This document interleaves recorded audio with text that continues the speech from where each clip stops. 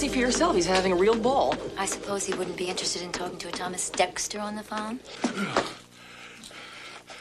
I'd be interested in talking to Lieutenant Hoyt right now. Yeah, Dexter.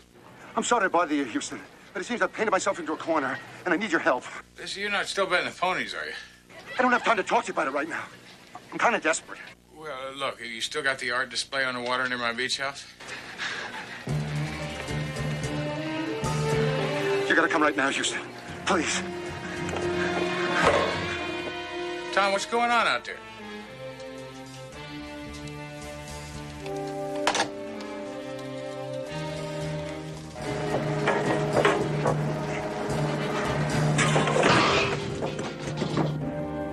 Houston, where are you going, and who is Thomas Dexter? He's an artist, sells paintings on the boardwalk by my beach house. Met him a couple of years ago in Waikiki. He was stuck in the middle of a counterfeiting ring, but he helped me bust him. Doesn't sound like much of an artist.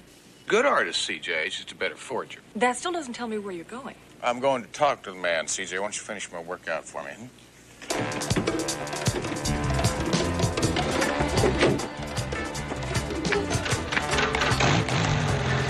Looking for him. I'm a friend of his. You didn't happen to see him come by here? No, I only just got here myself.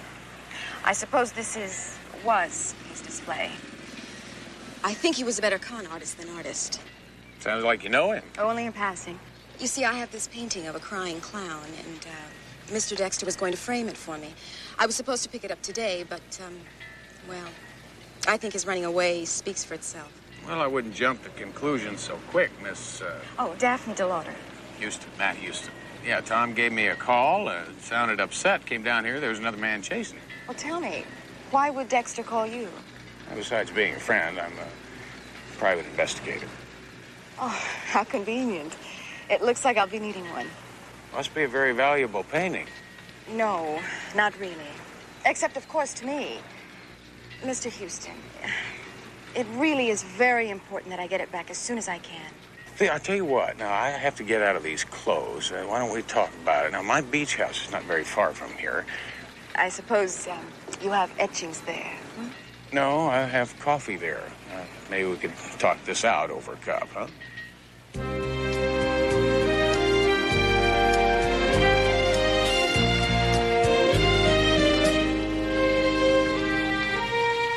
I've never met a private detective before. I suppose you'll want to be paid some kind of retainer. Well, I don't think you understand. Yeah, see, I mean, the painting's not worth $500 a day plus expenses it would take for you to hire me. I mean, you said that yourself. I insist upon paying your going rate. I wouldn't want to rob a man of his livelihood. Daphne, you don't really understand here. Here's my card. Card. I don't have my checkbook with me right now, so I can't pay a retainer. I don't want a retainer, see? I'm trying to tell you that Good, you can... then it's all settled. I'll expect you to call as soon as you locate my painting. Oh, just treat me like any of your other clients, Mr. Houston. Although, I imagine my being a woman and your being an attractive man raises the potential for complications. But I think we can handle them, don't you? Thank you, Mr. Houston.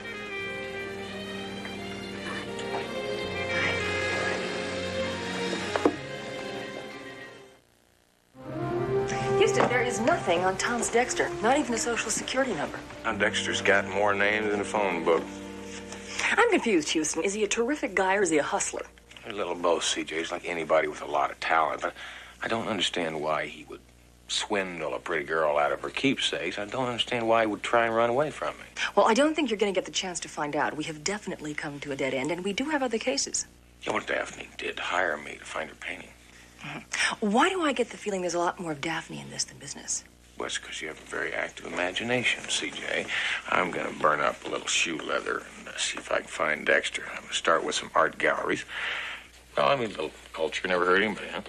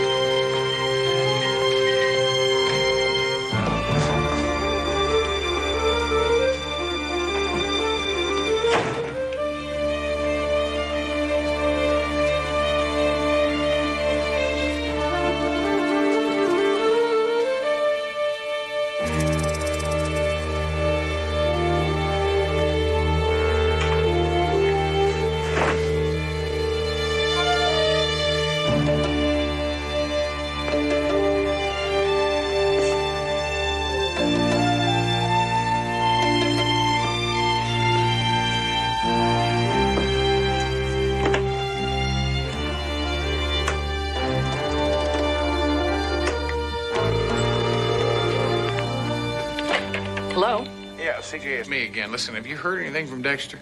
No, not a word, Houston. Have you found anything on your end? Yeah, a big mess. Yeah, I've been to 17 art galleries, and not a one of them have ever heard of Dexter before. Besides that, somebody's been through my beach house, and it looks like they were trying to find something I can't Hang on a second.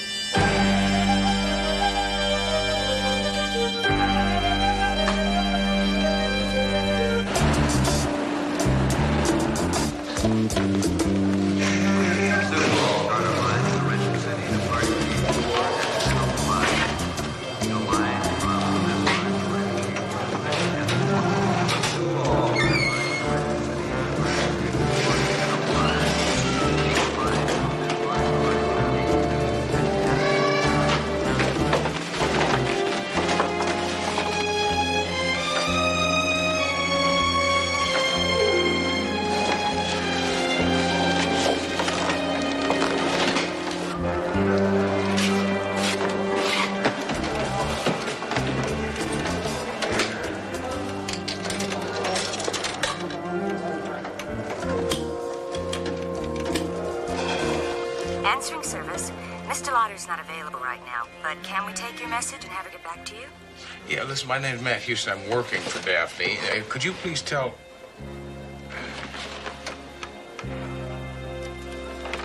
why don't you just tell her that I'll call her back, all right?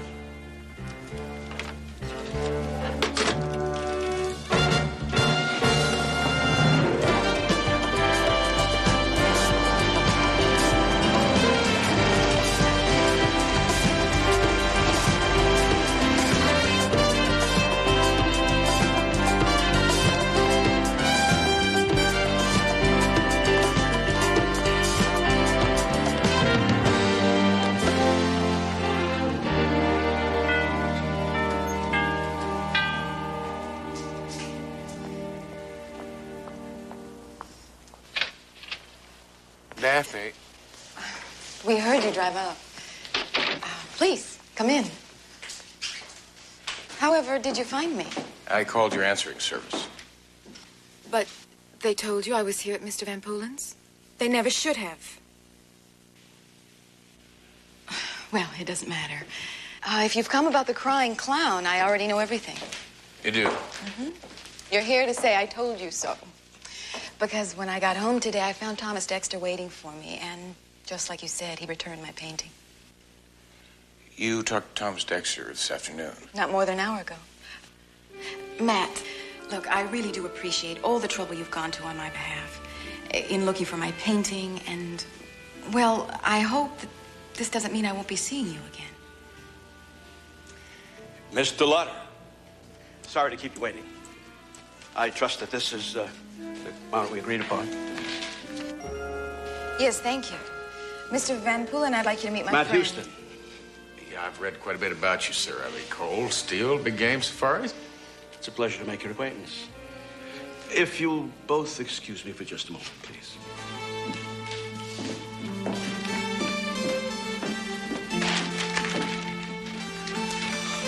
Listen, how do you two know each other? Don't. Actually, I'm here on business.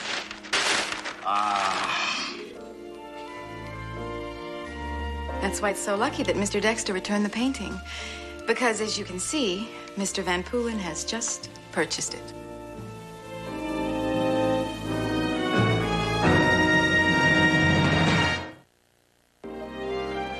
CJ, this is the clown that Dexter hid at the bus station. Van Poolen bought a copy. I don't pretend to know about art, but I have a 12-year-old nephew who could do this stuff. That's the point, CJ. Why would Tom Dexter want to hide it? Hey, why would somebody want it bad enough to kill for it? Maybe it's someone with good taste. Yeah, and why would Daphne tell me that it was a sentimental keepsake and then turn around and sell it to Arthur Van Poolen? Houston, this is getting very confusing. Yes, it is, CJ. Maybe there's something underneath the painting. Just send it over to the police radiology lab, have them x-ray it, tell them to get back to us as soon as they can when they find something. Houston, if we take this down to the police lab, we will really have Hoyt breathing down our necks. He's still annoyed with you for doing your vanishing act at the beach house. Yeah, well, you've got to stall him as long as you can. I need some answers before we get back to our favorite lieutenant. Why don't we try some of Dexter's aliases? I found these phony business cards in his wallet. It's worth a shot.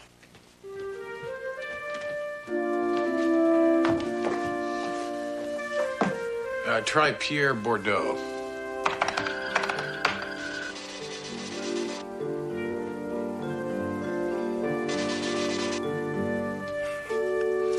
Arturo Bandini.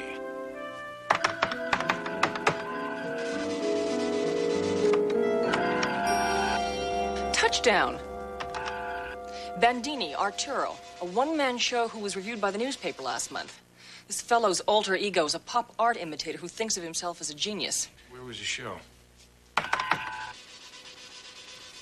Little place on La Cienega Boulevard called Art Nouveau, owned by a man named Horatio Bruno.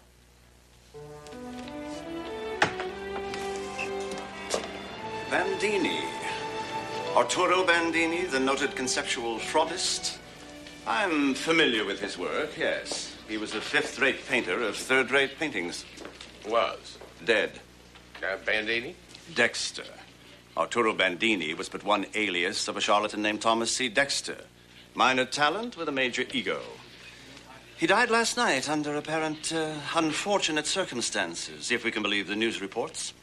And truthfully, nobody in the art world is going to miss either of them. I happen to have one of T.C. Dexter's paintings. Clown? Well, yeah, a crying clown. Now, how'd you know that? Self-portraits were Dexter's specialty. No doubt you're wondering if, in light of Thomas Dexter's death, this trivial work you possess might perhaps have gained sudden value. Well, actually, I was... No, it's probably not even worth what it costs to frame it. Still, if you'd care to bring it by, I would be happy to take a closer look at it. Well, I wouldn't want to waste your time. Oh, no, it's no trouble at all. Perhaps this afternoon. I'll give it some thought. Thank you.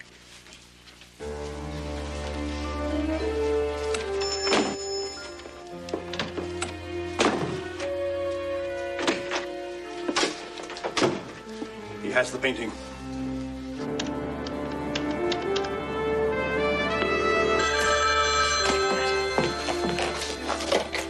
Matt Houston. Yeah, just checking in. CJ, listen, did you take the crying clown down to the police lab? I sent it this morning, Houston. They said it's going to take a while. Yeah. Well, I guess in the meantime, I should try and track down Mr. Lauder. Houston, I have a bad feeling about this painting. Have you spoken to the art dealer yet? Yeah, Horatio Bruno himself. Listen, have baby start working on him. Also, keep digging on Dexter's alias, Arturo Bandini. Okay, but be careful. Listen, CJ. Houston? Hello? Something wrong? No, we just got cut off. I'll make you a deal. I'm gonna give you a little fresh air to breathe, and you're gonna tell me where you got the painting, okay?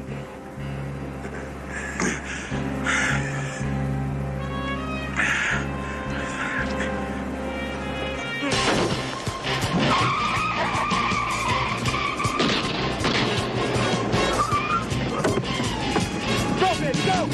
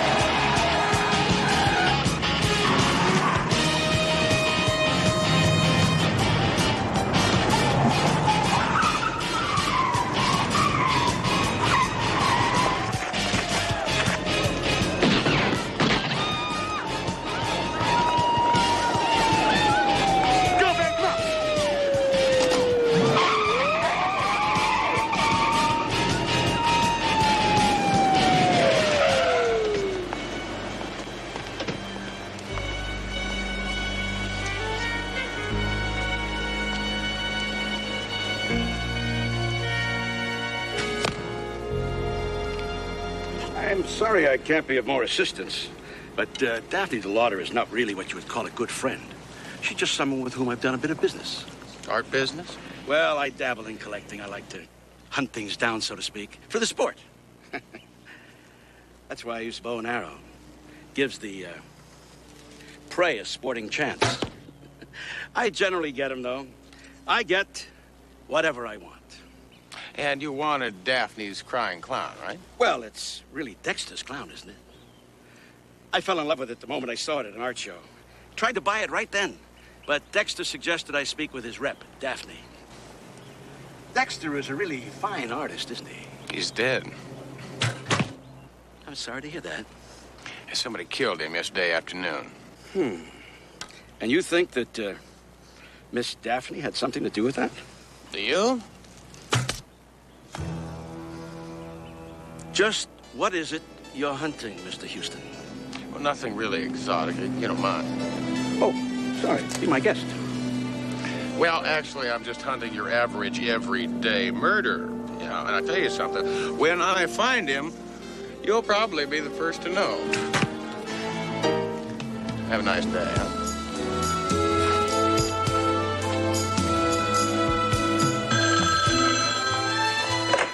Matt Houston. Yes, CJ, listen, it's me again. Tell me, did you find An address for Thomas Dexter, a.k.a. Arturo Bandini? I sure did, but White is ready to haul you in for withholding evidence. Well, he'll just have to wait his turn, CJ. Where am I going now? Dexter's address is a loft in a factory downtown. Second floor rear. And Houston, be careful.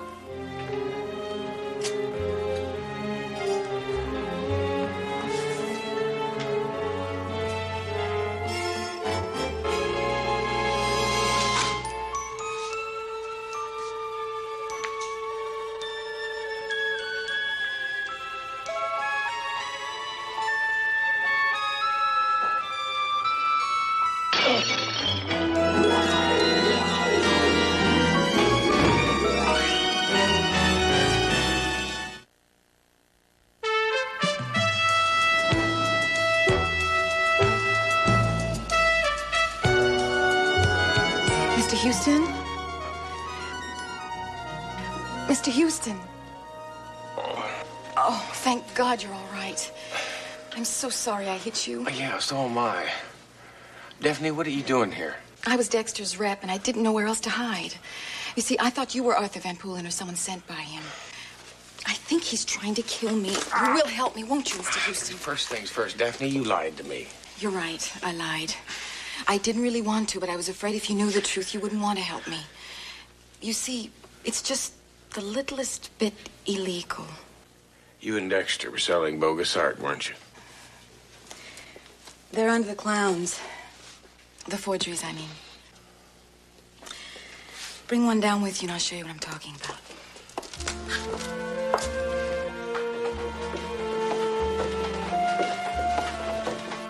It's really very simple.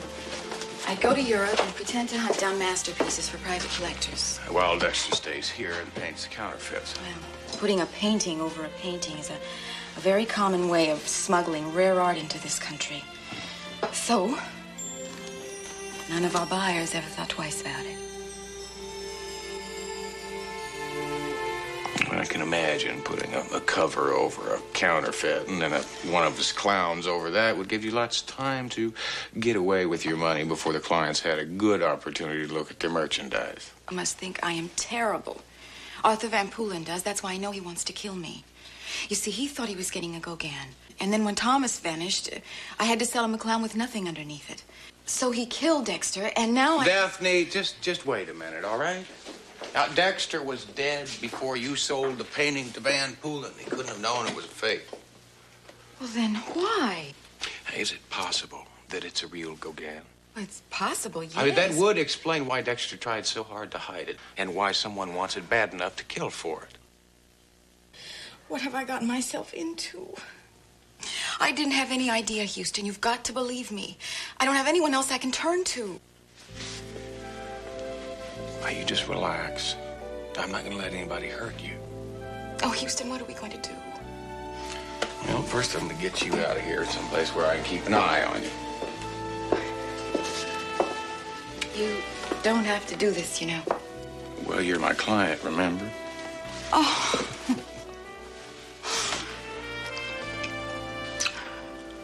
And what was that for? That is your retainer. So, where to? Well, I should probably take you to the office so you'll be safe there. And what about you?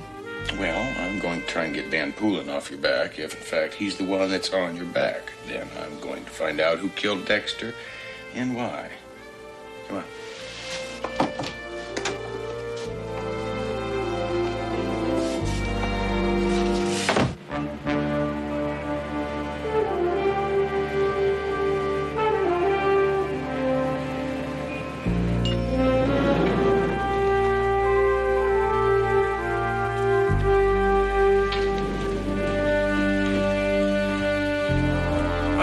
Now I know who's doing all my interior decorating.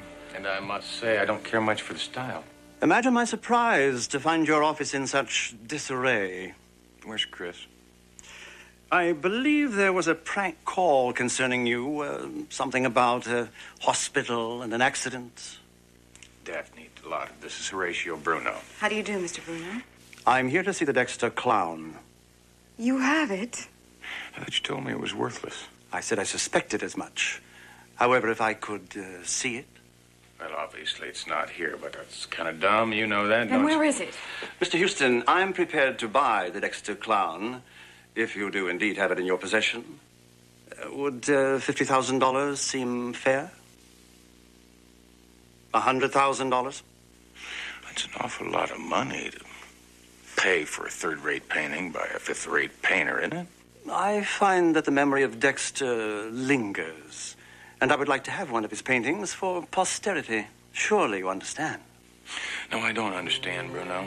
You see, I don't like people coming into my house and trashing it out, trashing out my office. I don't like finding my friends dead in my living room. In other words, the painting's not for sale. I'm very sorry to hear that, because now I'm forced to take your painting in exchange for your lives. Kenneth? Take Mr. Houston's weapon, please. Turn around, nice and easy.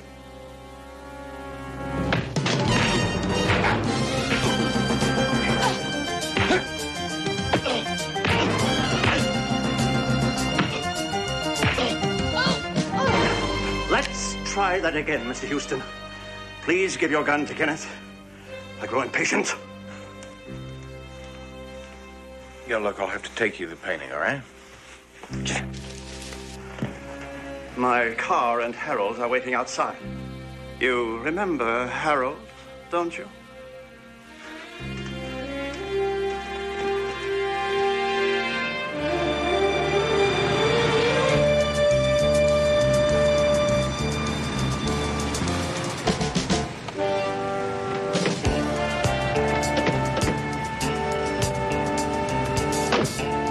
Kenneth, go put some ice on your head and meet us back here in a couple of hours, all right? Yes, sir.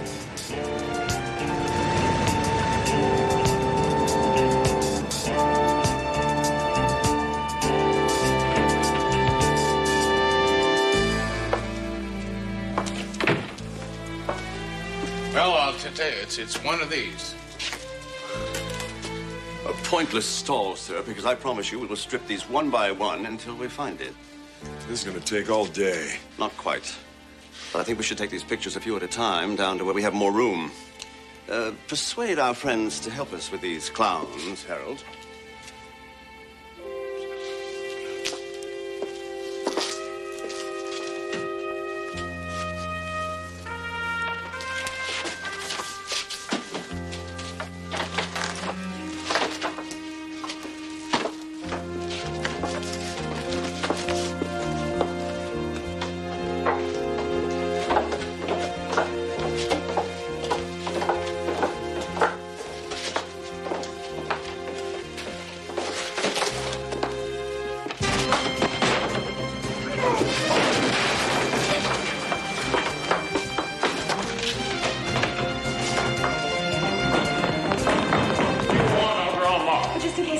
Where did you hide the... Go on, I'll meet you back at the office.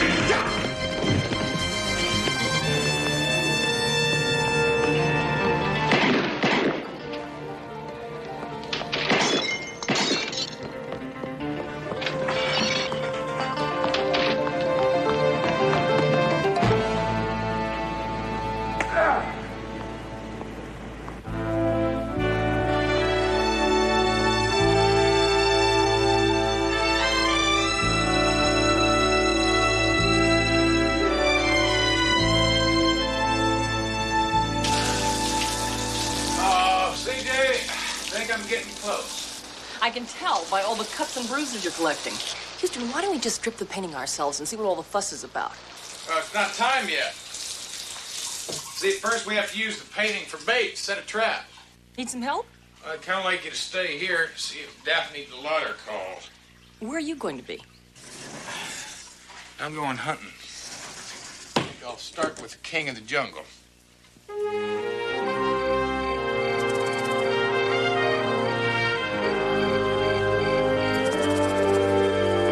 Never hunt alone. Too many things can happen to you. Tell me about the Dexter clown. Do you have it? You don't know what you have. Does the name Georges Moyer mean anything to you? Artist, maybe? A legend. Murdered by religious lunatics in the 1600s. All his works collected and destroyed. But one remained. A small pastoral called A Study in Sunlight. And it was lost around the turn of the century. And Dexter and Daphne got their hands on this Study in Sunlight, and you were going to buy it from them.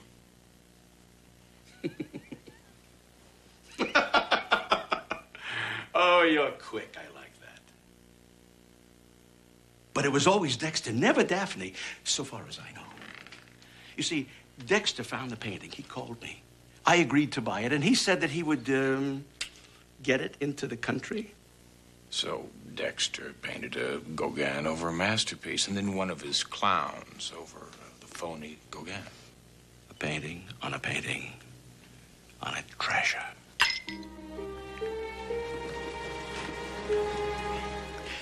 If I told you the painting was worth $1 million, would you think I was crazy? 10 million? 20 million? You get me that Dexter clown, and I'll give you $500,000. You just told me it was worth 10 times that. You killed Dexter, didn't you? The painting killed Dexter. You think about it. Get me the Dexter clown, and the money is yours. We'll keep in touch. Houston. I'd better be able to trust you on this. You really don't have any choice, do you?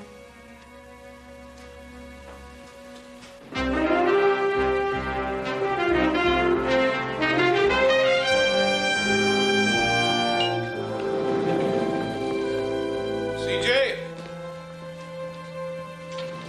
Houston. Oh, I thought something terrible happened to you back in that studio. Are you okay? Where's the painting? Where's CJ? I don't know. I haven't been here long, and nobody's been here.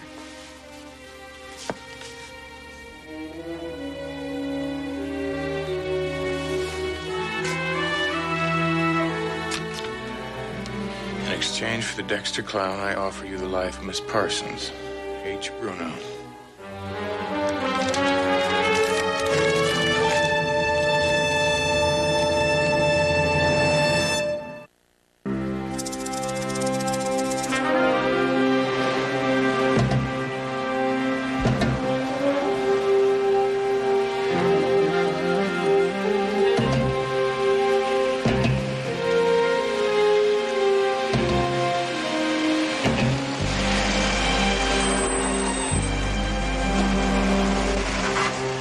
Bring it?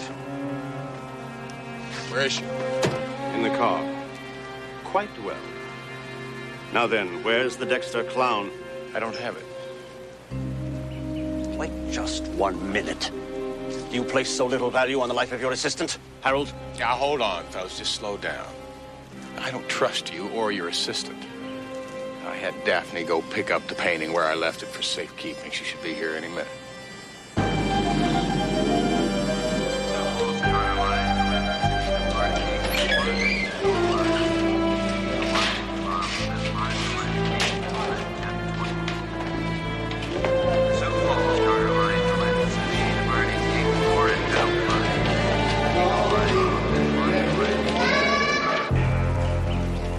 Tell you she's not coming. She's tricked you, Mr. Houston. You should never trust a woman like that. I thought you just told me you didn't know her. I lied.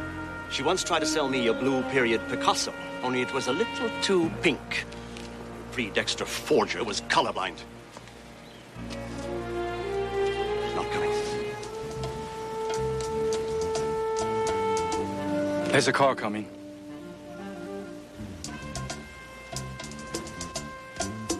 There she is now.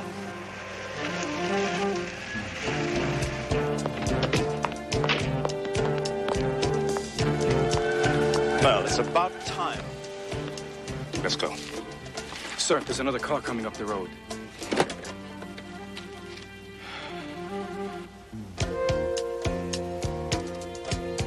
Let's go. What about CJ? Patience, Mr. Houston. You waited this long. What's a few minutes more? Oh, please wait! I thought I told you to keep your distance. Oh, wait, I just want to be in on the kill. Yes. Yes, this must be it.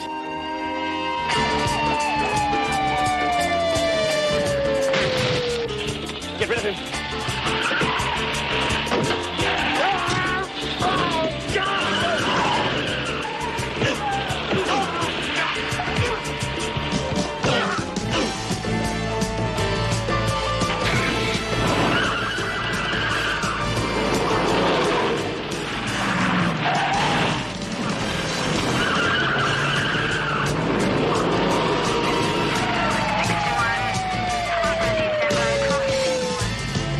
What are you doing? Are you crazy? Get back there! What?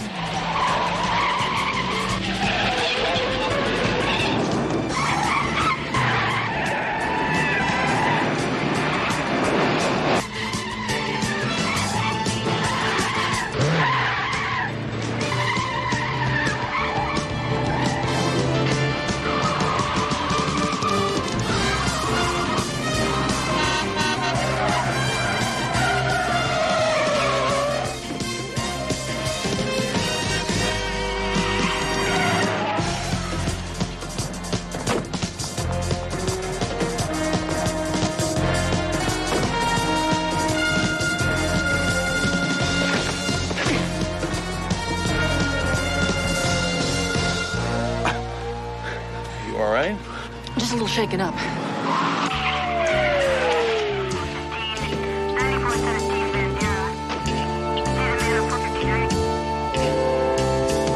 Hey, your timing's impeccable, Hoy. Glad you could make it.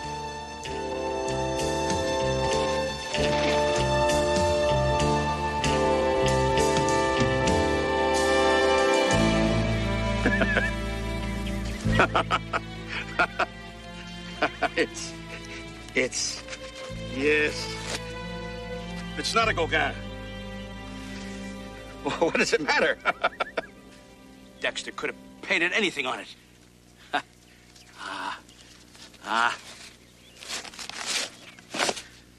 No!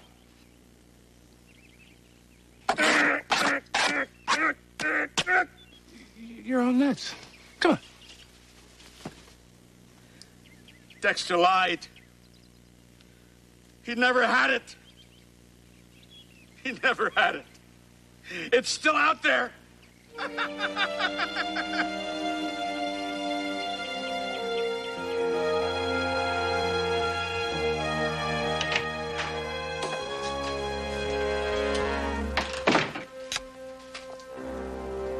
Houston.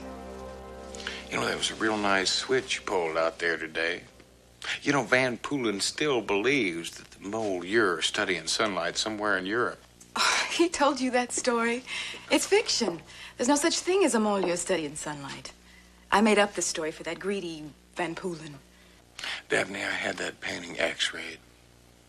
You want to know what I found? I can't imagine. That's why I knew that you would come back here tonight. What do you mean? Well, I mean, you knew I had the masterpiece. So, you came here.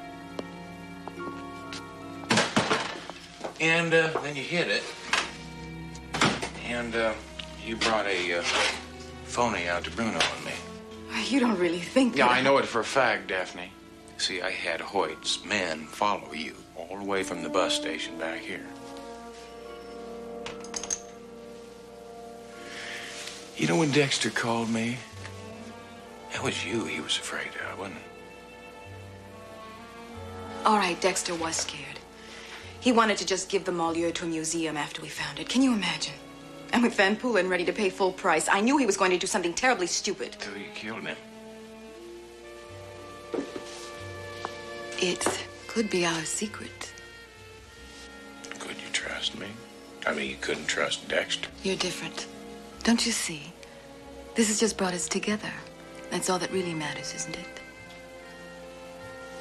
Just you and me. And the painting. Do you realize what it's worth? I'm a rich man, Daphne. It's not just the money. It's something rare and something beautiful. We could run away together. That's the thought. And fall in love? Maybe you do that. You do care for me, don't you? Yes, I do. But you're still going to jail for killing Thomas Dexter.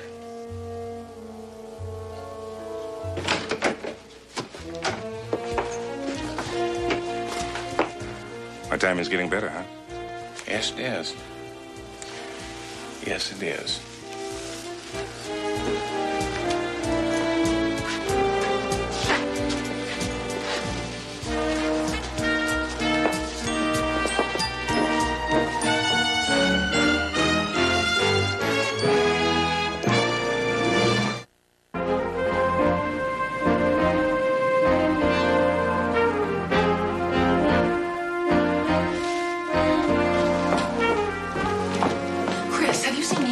He's in the office. Thank you. Good night. Good night.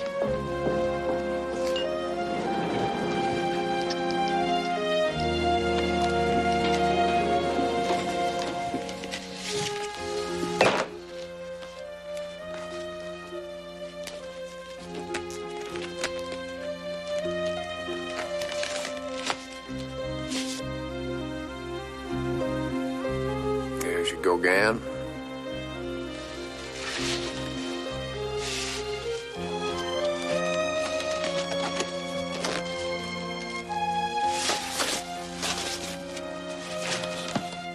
Study in sunlight. Oh, Houston, it's beautiful.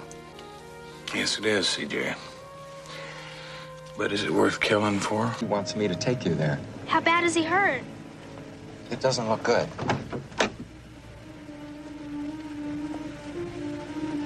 My mom always said I should wait for her if something should happen.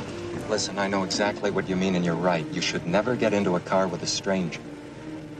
But as you can see, I'm a policeman. Honey, your dad may be dying. Dying? He's asked to see you. Ann? Kathy? Kathy's not here. Where is she? Today was the club luncheon. I didn't get home till half an hour ago. Where's Kathy? I brought the tuna casserole. I had to wait until the dishes were clean. Come on. She's not here. I called the school. I called her friends. Honey, one of them saw her getting into somebody's car. Oh, no. Oh, God. Oh, my God. Unit zone 3, stand by, 3X26, go ahead. I should have been there to pick her up.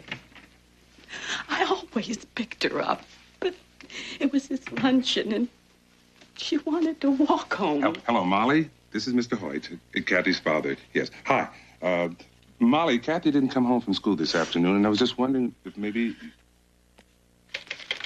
It's all right, Lieutenant. Let me down for you.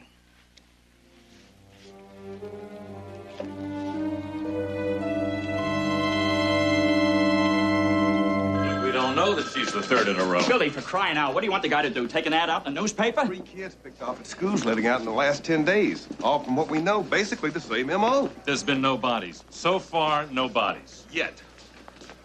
I think we've got to go public. Call a press conference. I'm sorry about your daughter, Hoyt.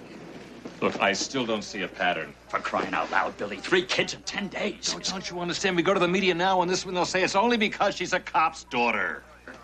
What difference does it make? Damn it! She's my little girl! She's my little girl, don't you understand that? What the hell are you talking about? You don't understand! CJ, I need to talk to Matt. Urgent. Vacation. Great word, huh? Take a vacation. You have over 80 days piled up. Take some of your vacation time. We'll put you on a forced leave of absence. It could be right, Hoyt. They're worried about bad publicity. Sound like a parent. And you sound like the department. Who am I supposed to sound like? You're also a cop. Trina!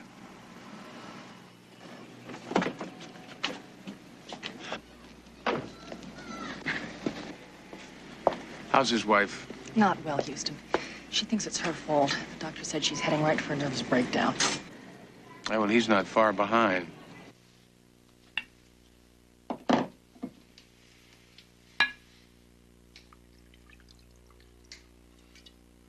You mind? No, help yourself. Had any breakfast yet? Look, chances are the man that kidnapped your daughter's done this kind of thing before. Now, there's got to be police records. We keep a list. Known sex offenders. Last night, primary count, 192. Now, we've got to get our hands on the court records and probation reports. Impossible. Extension 1154. Nothing is impossible, Hoyt. Most of those court records are sealed, privileged information. Takes a lots of red tape and a month of Sundays. Would you just wake up? You told me that you didn't care about your 18 years on the force. You told me that you didn't care about breaking any laws and any rules. You didn't care about anything but getting Kathy back. Well, that's all I care about, Hoyt. But you have to help me. We don't have time to sit around and wait for bureaucratic red tape. Mrs. Hoyt, I need a favor. I want that list of names. 192. This is the first girl who was taken. It's 11 days ago now. Apparently, she was coming out of a junior high school that's 7 miles from the school where Hoyt's daughter was abducted. This is the second girl who disappeared. Nobody saw it happen. She was 11 years, 7 months, 7 days old, and she just vanished off the face of the earth. Hoyt's daughter. According to the police report, only one girl remembers seeing her get into a car. Yes, a green sedan. Green, blue, blue, green. Well, that's something. At least we've got it narrowed down to 2 colors.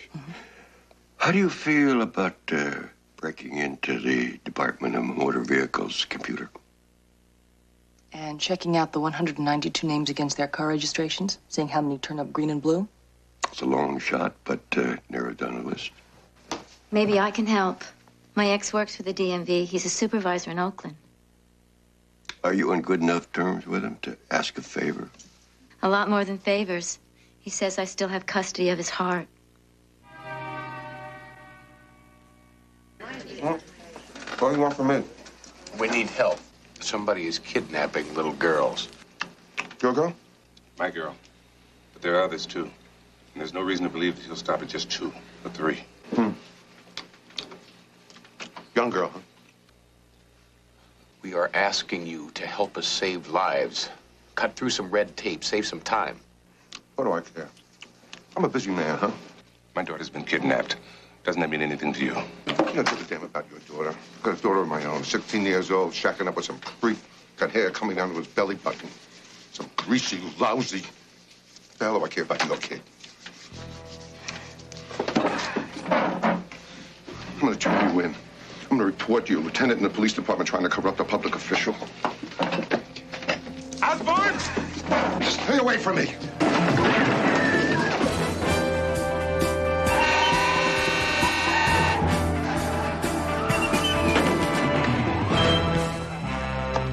All right, into the line, friend. We'll get away with this. Watch this. Well, according to my watch, you've spent the last 32 minutes of your life in this trash container. I think it's about time you became a reasonable man. What's this? I'll open it and count it. It's $10,000. It's part of the reward I'm putting up. Now, I want you to help us find Lieutenant Hoyt's daughter. I want you to open up your computers and your files on child molester cases. Now, when we get the information that we need, there'll be another $10,000 in it for you, plus a bonus. Bonus? Your little girl. Your daughter. Now, I don't know how I'm going to do it, but I'm going to do everything I can to get you two together. Someplace, alone, at a mountain cabin, a Hawaiian beach, something. Now, I can't guarantee that she's going to stay and talk to you. That's up to you. But I'm going to get you together. And you're going to be able to talk to her. You're going to be able to tell her how much you love her.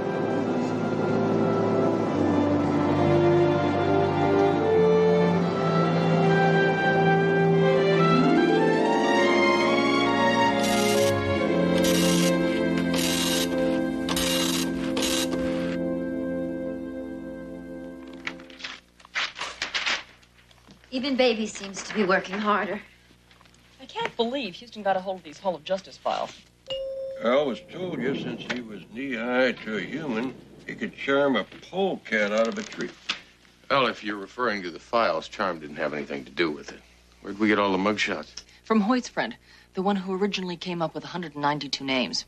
He arrived a couple of hours ago with several cardboard boxes, put them down, and said he was getting amnesia because he didn't want to ever remember being here. Where is Hoyt? I sent him home. I told him that we would give him a call when we decided to make our move, but he hasn't slept since this whole thing started.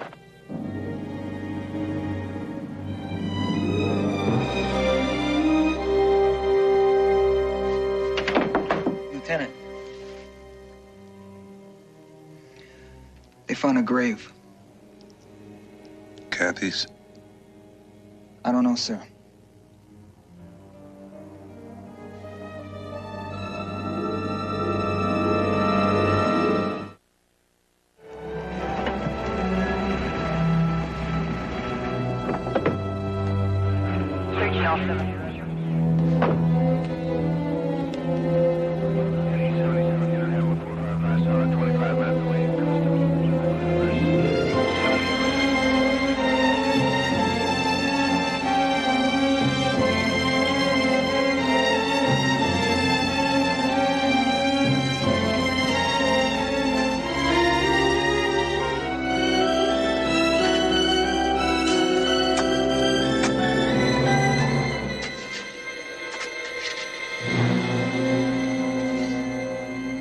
Blonde. It's the blonde one.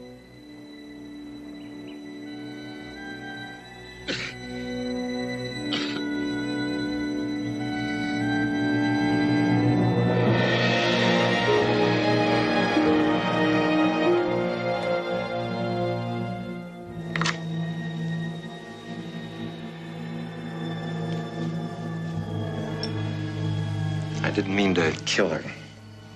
I never mean to kill them. It just happens. I just want to touch, pet them.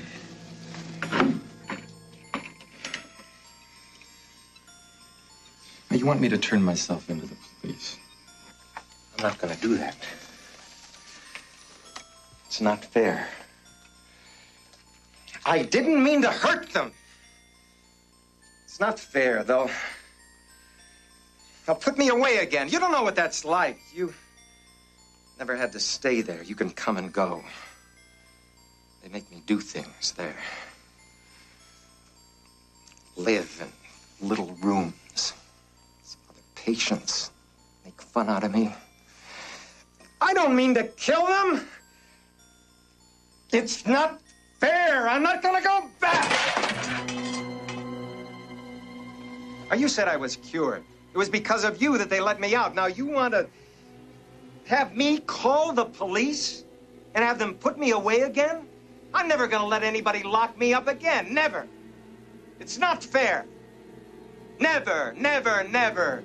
And you can't make me.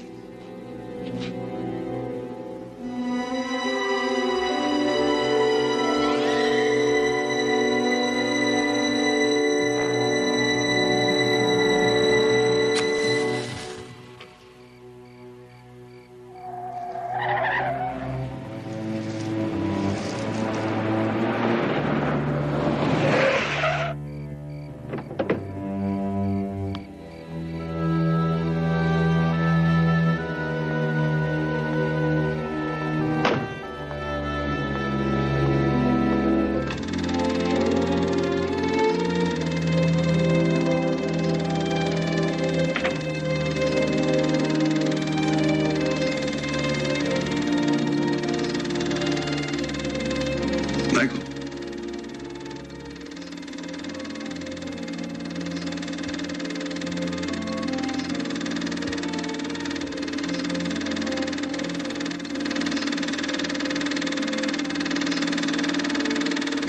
Just wondering what it feels like to be crazy. Or if this is it.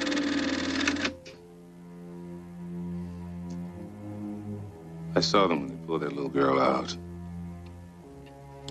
I saw that it wasn't my daughter, and I almost laughed. The little girl was dead, and I was happy. It wasn't Kathy. But it was someone's daughter. She was a human being. Roy, who's the monster? Who's the madman? The man who takes and kills little children? Or a man who's been a policeman for 18 years and supposed to protect little children? Michael, you're something so much more important than a policeman. You're a father. Right now, you're awfully frightened. I know I've been there. I lost my boy in Vietnam. Missing in action. Some nights I'd wake up in the middle of the night. I'd think of him still as 9 years old. We'd be going on a fishing trip, on a ball game. Don't ever feel ashamed of being happy because it wasn't Kathy. It's a normal reaction. Now, come on. That says we're about ready.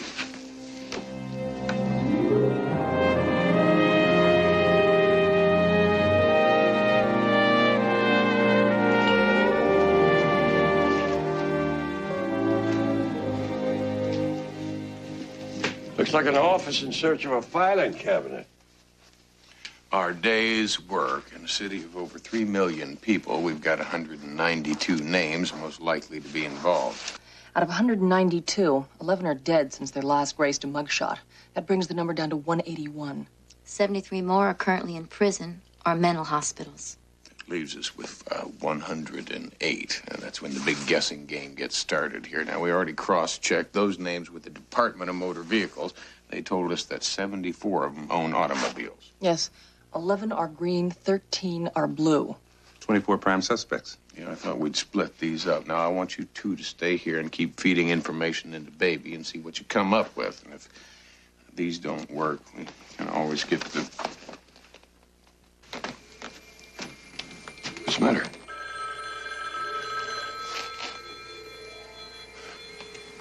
Don't bother. I know who it is.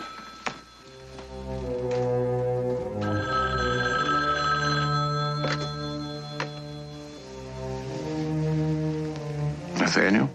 Who's Nathaniel? Young man Matt met when he was on the run. He's a psychic. You're calling about the missing children, aren't you? They're very cold. They may be dead.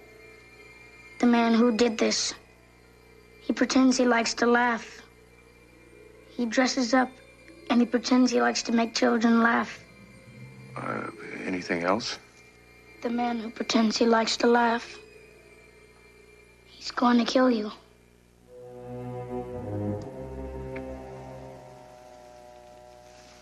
Houston, what did he say? He said the man we're after likes to pretend to laugh. Likes to dress up and pretend to make children laugh. Like a clown. I remember one of these weirdos used to work as a clown at children's parties.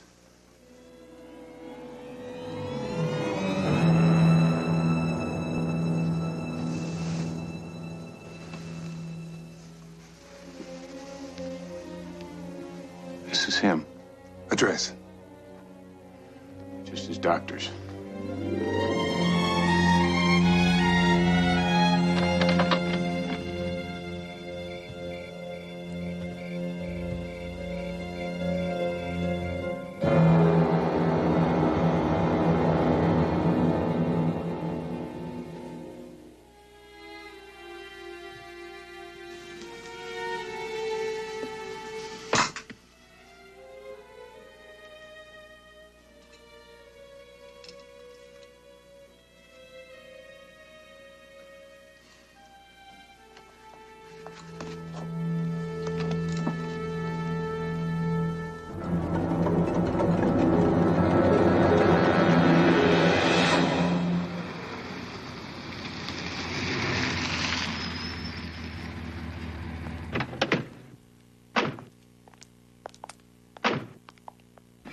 Uncle Roy, you stay out here and cover the front. Hoyt and I are going in the back. Bedlock, this could be an opportune time to let the rest of the police force know what we're doing. Well, they just ask a bunch of questions. Right now, I haven't got time for it.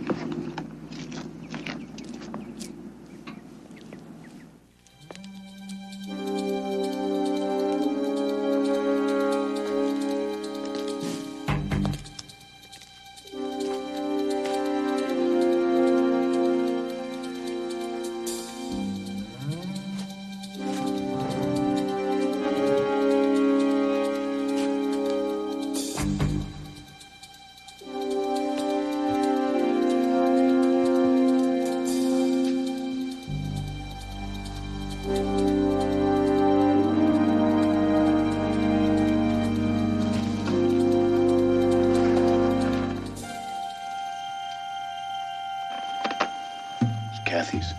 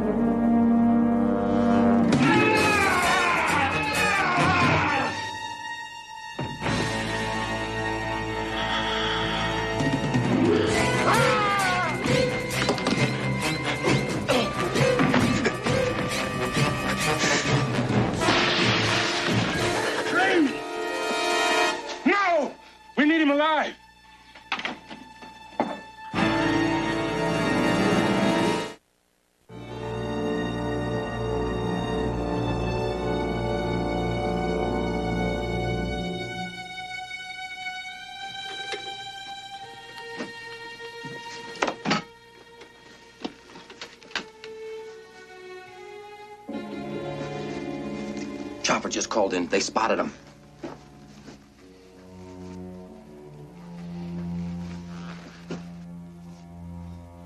Got a pulse. Let's get him out of here.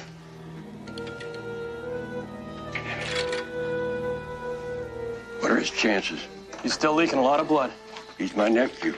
He's a lucky man. That knife couldn't have missed his heart by more than a quarter inch.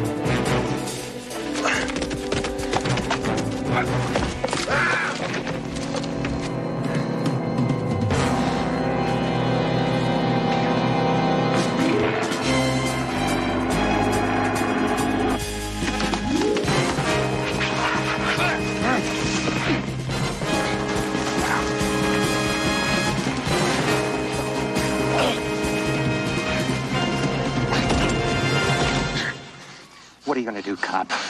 kill me. Where's my daughter? Dead. Dead, just like all the others. What did you think I was going to do with him? No! No! No!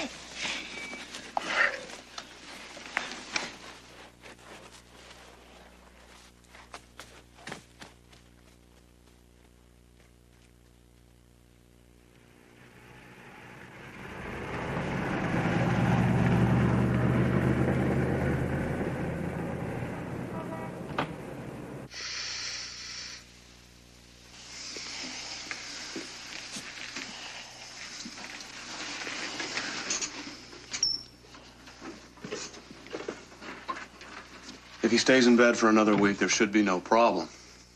But if he goes jogging or takes rumba lessons, he will bleed to death before he gets off the dance floor. I'll see he stays put.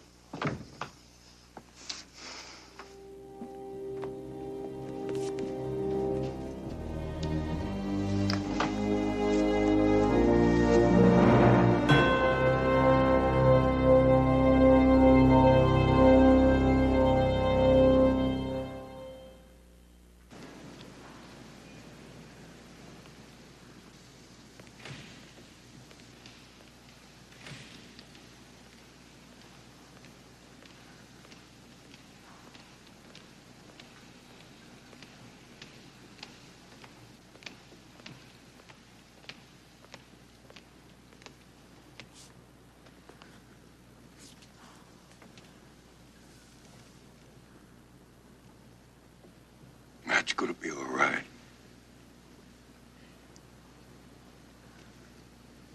I'm sorry about your little girl.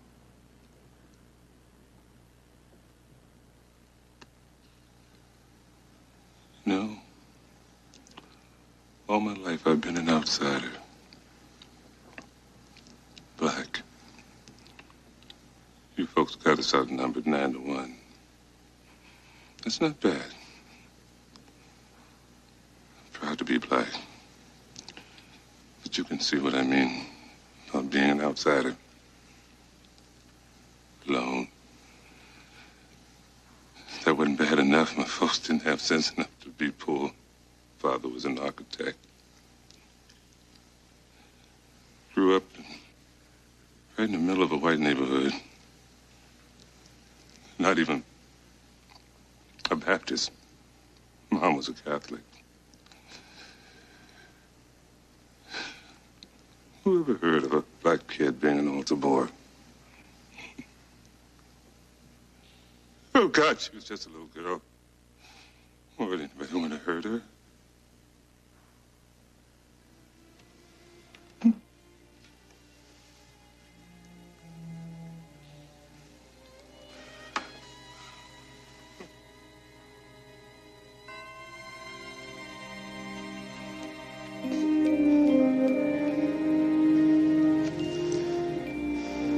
Hi, boss. Howdy. How's Hoyt? He's not doing too well. His wife is still under sedation. What about the guy we caught? Well, he admitted everything, including killing the little girls. Although he won't say where he's hidden the bodies. He's done it before, Houston. About 5 years ago, he killed 6 children. And up until a couple of months ago, he was in a mental hospital. Escaped? No, he was released. They said he was cured. It gets worse. Apparently, he comes from a very wealthy family, and they've hired a couple of heavyweight lawyers who say that his confessions mean absolutely nothing, and that you and Hoyt have violated his civil rights by tracking him down. What's batting around the courthouse? 50-50 that he'll never stand trial. That he'll go back to the hospital for a couple of years. Hoyt was right. Who's crazy? We tried to stop a man from killing more children, and we let him go because we violated his civil rights. I mean, where is the sanity? Houston, calm down.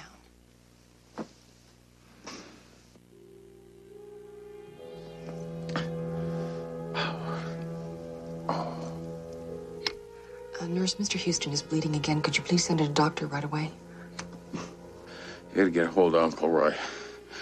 Tell him to go watch Hoyt.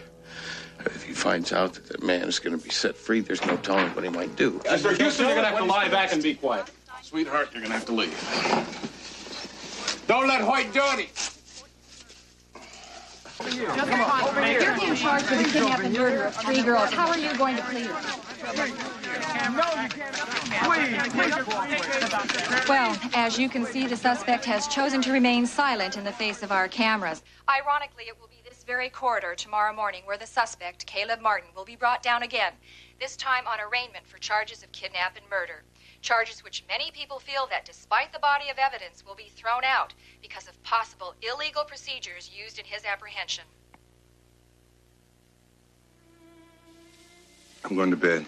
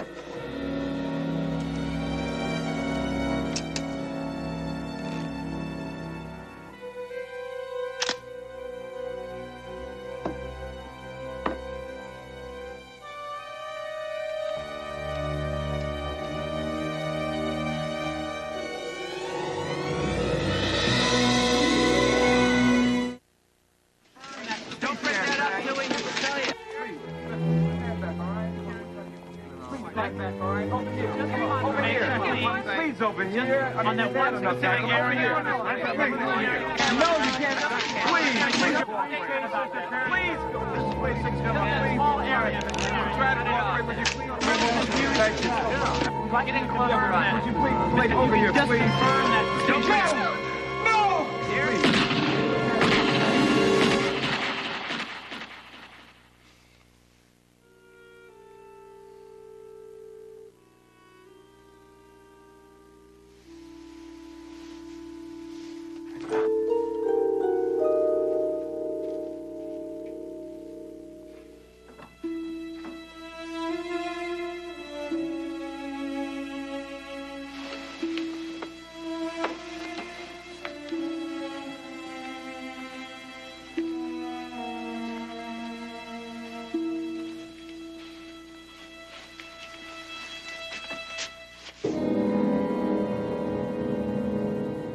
Michael, don't do it.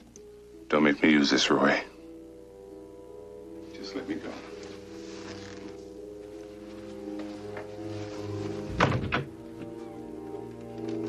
Keys. Car keys. Michael,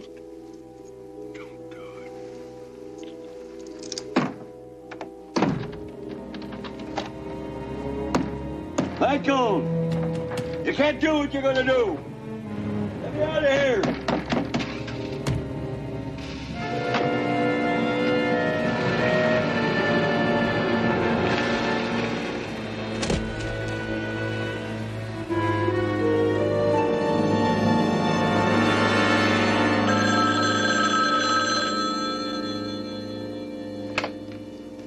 Yeah, Matlock, it's me. He got the drop on me. Hoyt got away. I gotta stop him. He'll listen to me. Call the police. You can't do that. If the police get there first, it'll ruin his career, and that's about all he's got right now.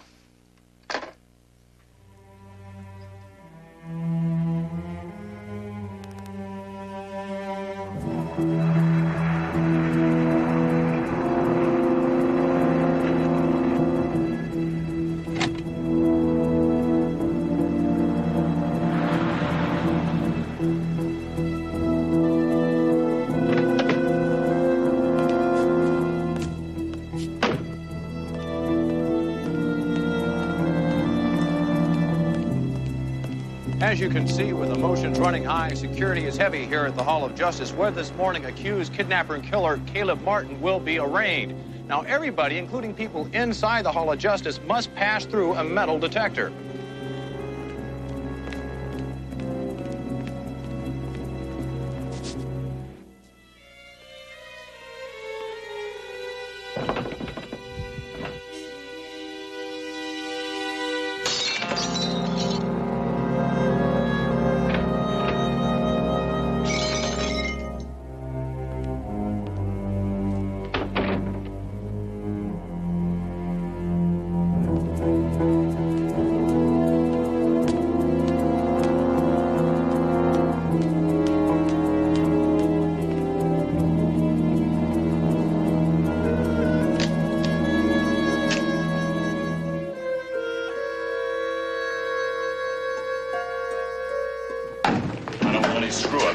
On the button, we bring this guy down, get him arraigned, and no trouble. Some of you older guys remember what happened 3 months ago when the guy busted out of here.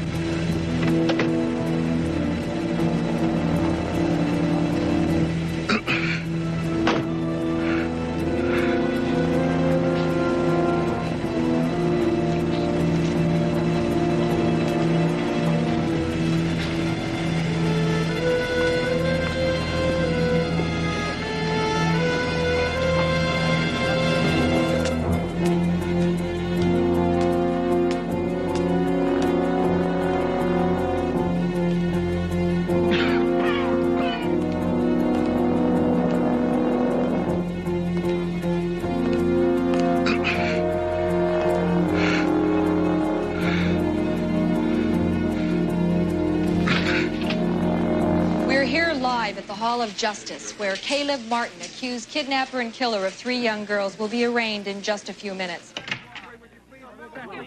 Though he has confessed to the killings, Mr. Martin steadfastly refuses to discuss the disposition of the bodies. His attorneys and police officials also have refused to comment on this volatile case. However, this reporter has learned that just 5 years ago, Caleb Martin was convicted of killing 6 children. At that time, a judge ruled that Mr. Martin was criminally insane and remanded him to the custody of the state mental hospital.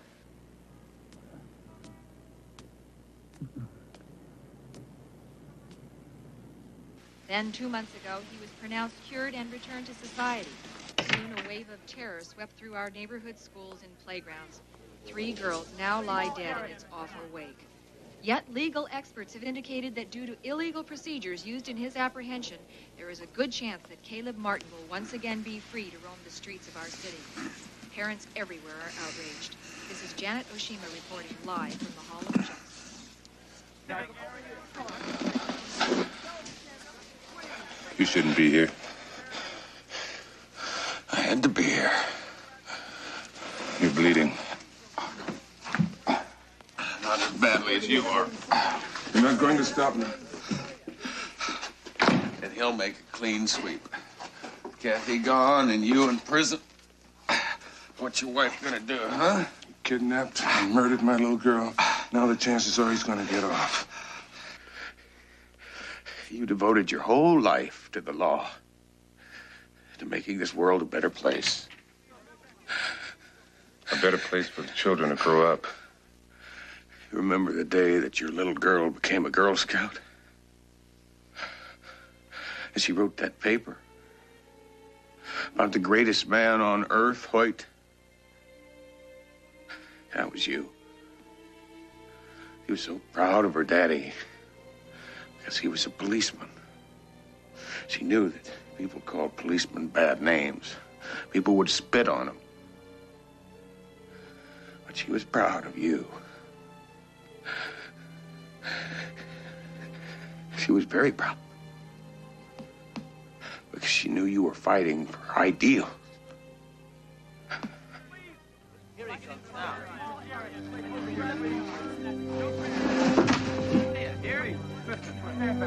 Oh, we gotta get some. Please stand back, all right? Over here, just over here.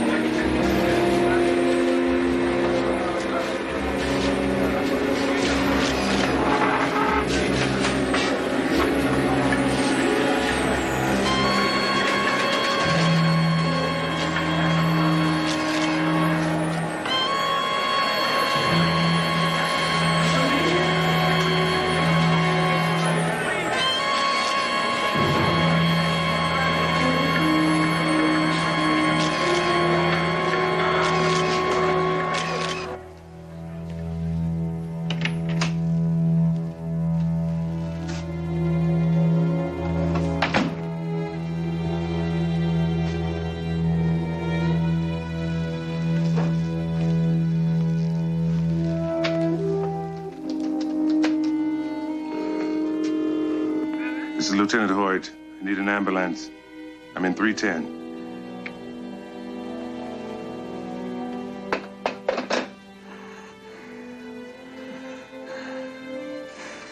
Thank you.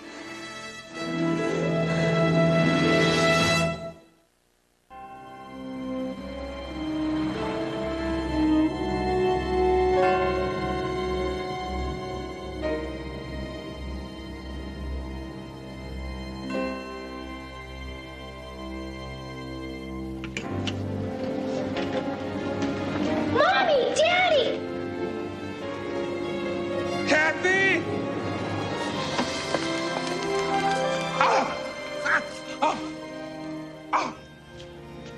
It's Kathy.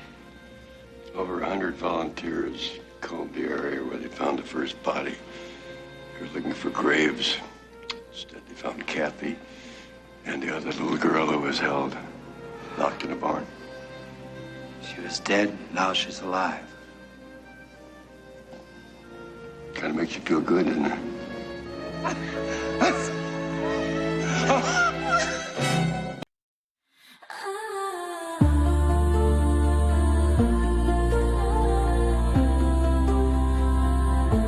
Your shadow dances on the wall at night. The way you move sets the room alight. I feel your heat like a blazing sun. This game we're playing has just begun. Your eyes are fire and they pull me in. This kind of trouble feels like a win. Electric pulses under my skin. Let the chaos of desire begin.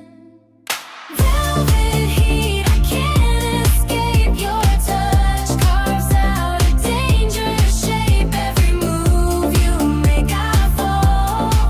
I'm caught inside your burning cold.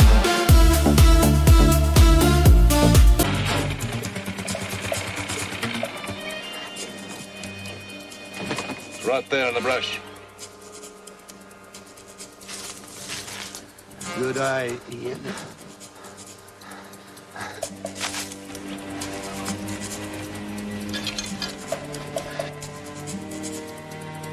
I hope Mr. Adams is smarter than that.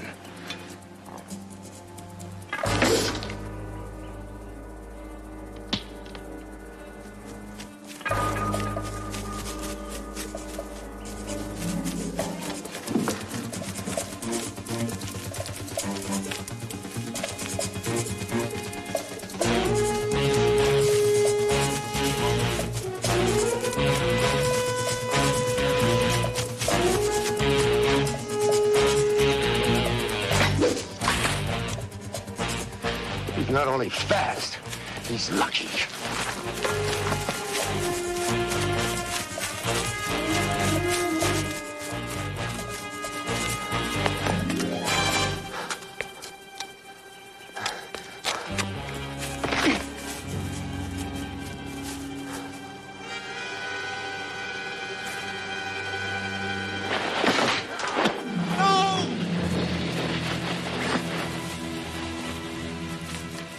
Hey, you are really very good. Better than most. Too bad it has to end. You'll never get away with this. It's murder. He's right, you know. I assume you still want me to frame his wife for this. Everyone knows that they've been quarreling lately. Please. Domestic problems are the chief cause for homicide in the United States. Yeah, it's just shocking, ain't it? Shocking and tragic. Please, no!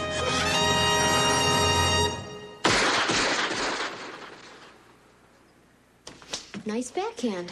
Well, I'm just getting warmed up. For what?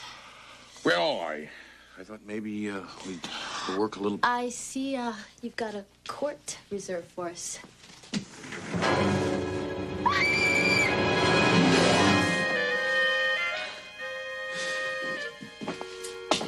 Hi, big guy. I heard you come in, and I didn't want to disturb you, so... What the hell are you doing here? Maybe I should wait upstairs. Well, would you wait just a second? Murray, if this is about the friend you want me to help... Houston, would I be standing fully clothed in your shower if I didn't think this was important? Just talk to her, please, as a favor to me. Her husband, Bill, disappeared a couple of days ago, and she's convinced something terrible has happened to him. Tomorrow morning. Right now I'm busy. Leslie? Chris, where'd she go? She's gone. Well, I guess now you won't have to wait until tomorrow morning to meet your new client. Huh? Her name is Dee Dee Adams. She was one of the top college tennis players in the country. Far cry from center court. Knee problems forced her to quit. Now she's a business manager for pro athletes. Husband's her big billing, William Adams. He's also a tennis player. I recognize the name. They met in college. Dee Dee's been managing his career ever since. Got him into the pro circuit, paid his bills for the tour, pushed him into the right circles. He won a couple of important tournaments recently. It looked like things were just starting to break for them. A couple of days ago, he disappeared. Murray, if this turns out to be one of those cases of who's been sleeping with who... Oh, no. No way. This one's got foul play written all over it. Trust me. I understand the deal. I'm not just Bill's wife, I'm also his agent. I know we agreed Bill would be in the tournament, but have you ever tried playing on a pulled hamstring? Well, you should try it sometime. Oh, I have got to quit making these excuses for him. Any word from Bill? Nothing. Just like a little boy. If you don't keep your eye on him, he gets into all kinds of trouble. Somebody who plays tennis as well as he does, you'd think that he'd have his act together enough. Murray, where is he? Everything is going to be all right. Dee Dee, I brought my friend. I'm sorry. The detective. Houston, right? Right. Nice to meet you. Okay, have you spoken to the police about this? Oh, yes. I've filled out all the forms. Name, age, description, last seen at. But do you know how many missing persons they're looking for at any given time? Desk sergeant handed me a file 3 inches thick. Dee Dee, I'm going to have to ask you a question. Are you sure that your husband didn't leave by choice? Absolutely not. The police asked me that same question. What is this? Everyone thinks he ran out on me.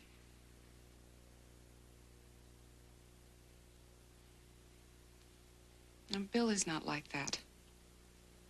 I admit, things have been rough for a while. My business is not booming. But things were really finally starting to go our way. Bill just won the McCormick Invitational 2 weekends ago. I was really starting to get some interest in him. Will you help me? Well, I can't promise anything. I know. All right. We're going to need to keep this photograph. Yeah, I'll do some checking around tomorrow. And Houston is going to need a list of anyone Murray. Huh? Oh, gotcha.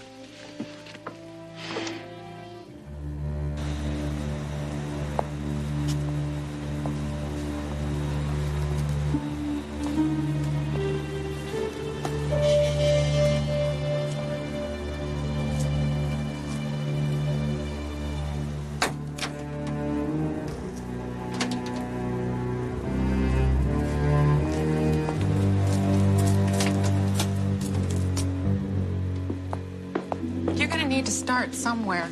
I would suggest Bill's club, the Cliffwood Country Club. He works out there almost every day, or at least he used to. We don't know for sure that anything's happened to him. This is going to sound corny, but whatever business difficulties Bill and I may be having, we have never, ever let that interfere with the fact that we love each other very much, and he would not leave without saying anything to me. If anyone can find him, it's Houston.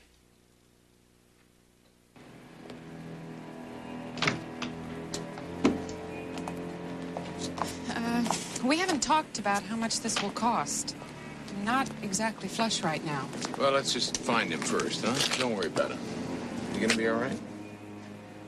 Yeah, I think so. Thank you. Murray, thank you. Hey, that man! That's my car!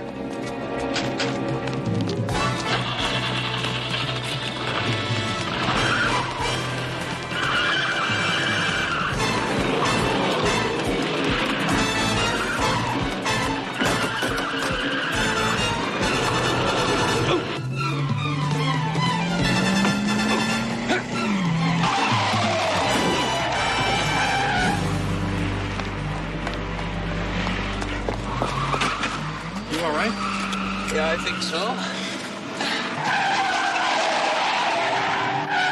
Some people ought to have their licenses taken away.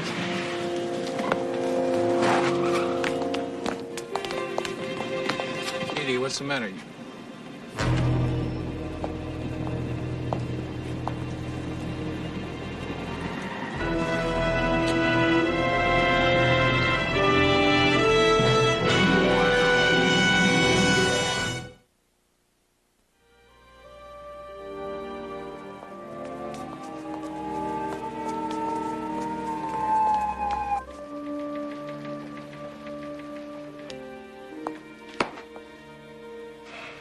We've been up all night, Mrs. Adams.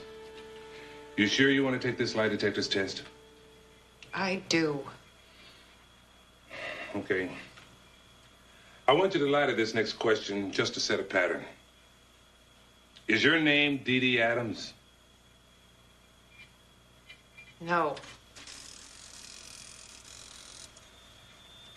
Did you lie to that question? Yes.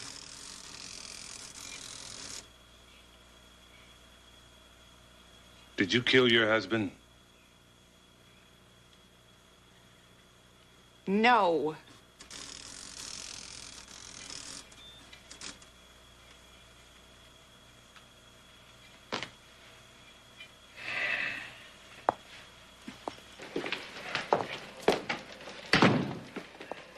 Hoyt! I don't have to talk to anyone except Dee Dee Adams' lawyer. You're looking at her. How did she do, Hoyt? You know as well as I do that lie detectors are inadmissible in a court of law. How did she do? She passed. And you're still holding her? Of course we're holding her. We caught her red-handed with the body. No, you caught her red-handed. I saw a guy standing at the trunk of her car, Hoyt. Did you see him put something in? No. He was stealing something, got caught in the act, and started to run. He tried to kill me. Since when does a two-bit crook have a conscience? He probably saw the body and he just wanted to get the hell out of there. Okay, why would Dee Dee Adams want to murder her husband? Murder for money. Rumor has it that Bill Adams was set to sign a fat contract, commercial sponsor. Now, the Adams have a premarital agreement cutting Dee Dee off from anything that Bill earns in the event of a divorce. That's no motive for murder. They also have $1 million life insurance policy on Bill, naming Dee Dee as sole beneficiary. Get the picture? Yeah, all except the part where she's carrying her dead husband's body around in her trunk. She probably never had time to ditch it. Now, let's face it, Houston. I have the motive. I found the murder weapon in the trunk of her car, and I have got a body. I don't believe it for a minute.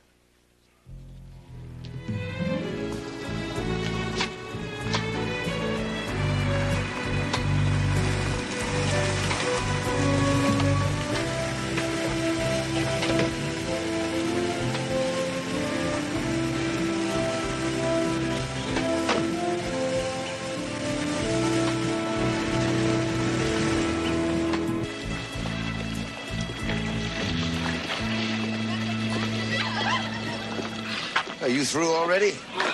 Swim 100 laps already. I'm just making sure that my gold medalist is staying in shape. Never fitter, Mr. McCormick. Now, you haven't forgotten about brunch tomorrow. No, looking forward to it. It should be very interesting. Very interesting. Yeah.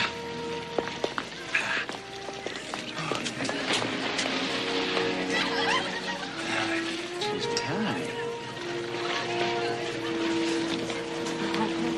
Nick Gifford? That's right. My name's Matt Houston. I'm a private investigator. I thought I might ask you a few questions about Bill Adams.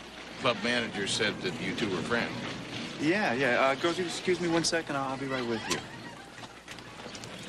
Yeah, we lift weights together, work out sometimes. Why? What's the matter? Well, he was found dead last night, murdered. No. Well, why? You know, the police think his wife, Dee Dee, killed him. Is there someplace we can talk? Yeah. Let me put something on. I'll meet you by the clubhouse. Thank you.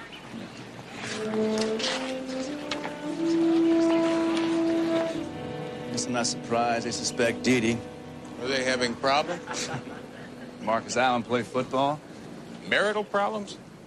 Marital problems caused by business problems. Bill thought Dee Dee was holding him back. He told you that. And he didn't have to. One day he came out here all jazzed up about this mega-dollar sponsorship deal he was getting ready to sign. A couple days later, I asked him about it. He just shrugged the whole thing off. He said Dee Dee was dubious. I could tell he was burned up about it. He really wanted that contract. Whatever happened to the good old win-one for the Gipper, huh? Hey, man, our careers are short. Oh, before we hit 30. You gotta cash in when you can, any way you can. Trying to do the same thing. That your gold mine? Alistair McCormick. He's a sporting goods manufacturer.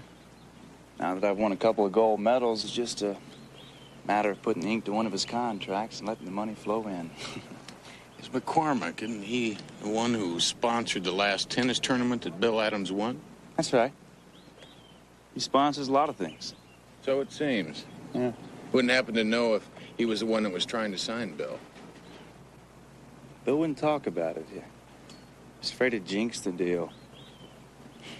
Afraid to bring him bad luck.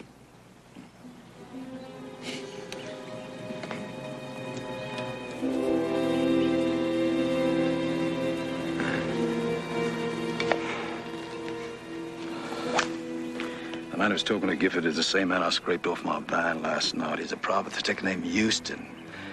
He's supposedly hired by Mrs. William Adams.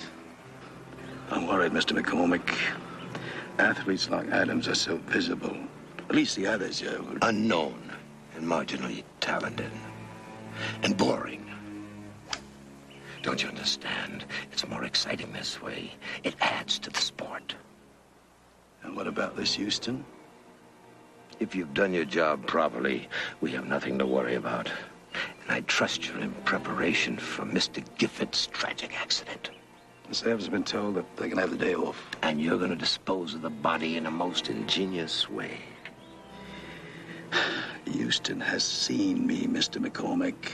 That, my friend, is your problem.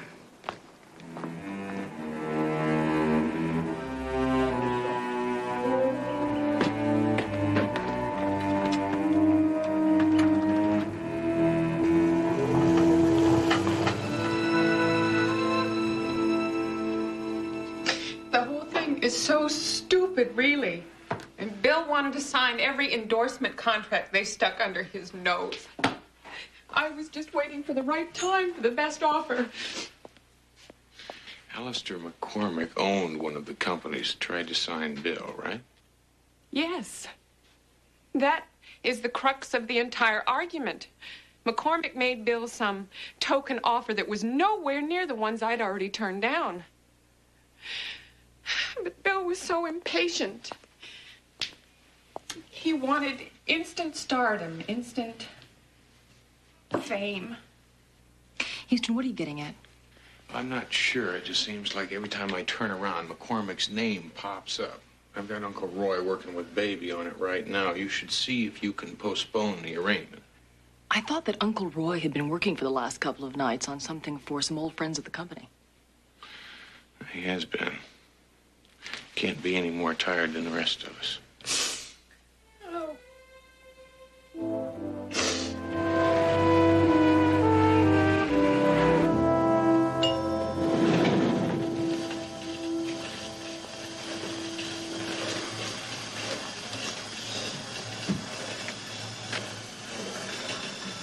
Good timing. Just got my pulse away, too. That's 121 faster than mine. Have you got anything for me? Well, you're not going to like it. Baby must be as tuckered as you look. Oh.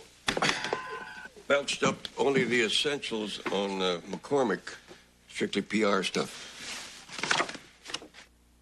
Alistair McCormick, son of a wealthy banking family, disinherited at the age of 17, made his own fortune by the age of 25, then he dropped out of sight. Resurfaced 3 years later, picked up where he left off. Now he owns the largest sporting goods empire in the world. All of which tells us zip. Fortunately, I was with Roy when your call came in. I decided to put the old reliable human mind to work, and I accounted for those 3 mysterious years. His first stop, Africa. For a while, he was the toast of the safari circuit. And then he disappeared without explanation again and turned into a soldier of fortune for several questionable and revolutionary causes. Searching for the ultimate thrill, always coming up short. Well, maybe not anymore. Who's this other fellow in the picture with him? A guy named Ian Woodruff. He and McCormick met in Zimbabwe. Woodruff's worked for him ever since. Why? Because he's the same man that I saw breaking into Dee Dee Adams' trunk. You better get a hold of Hoyt. Let him in on this. Might be enough to get Dee Dee off. In the morning, I think I'll take a little drive out to the McCormick place. See what kind of game he's hunting these days.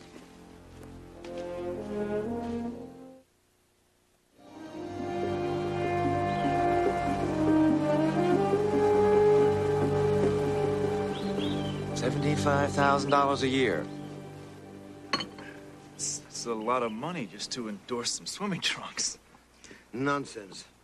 You're a champion in your field. And I appreciate a good competitor. That's because I'm a good competitor. Yeah, in the business world. That carries over into my other interests. For instance, hunting. Have you ever been? No, can't say that I have. Exhilarating sport. It's man against nature. The trouble is, after a while, it gets to be routine, boring. So it wasn't too many days ago that I decided to seek out a new form of prey. Intelligent, highly competitive. Like you. Yeah.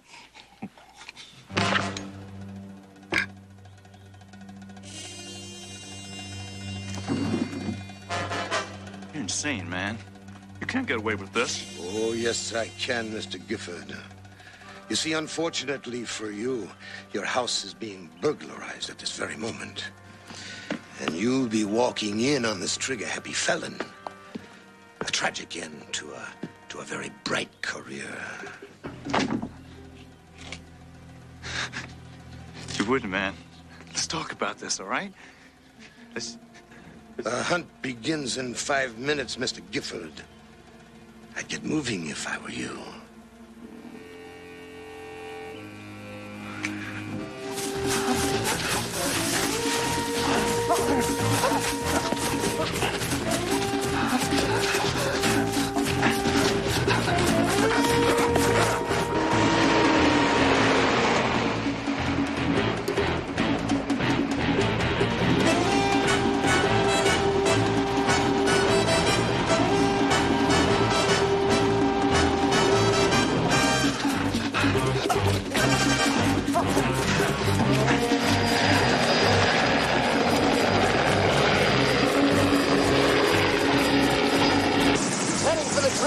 You'll have to cut him off.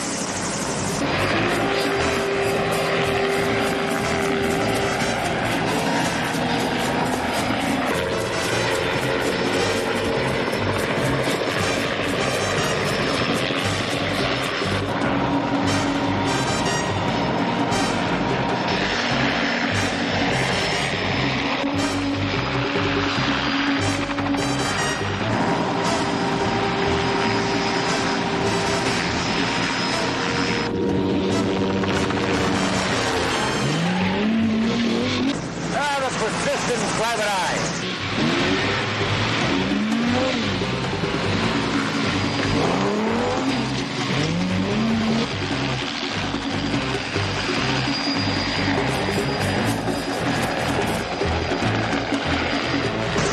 I think we've lost our prey. Nonsense. It's bound to pop out onto the road somewhere along here.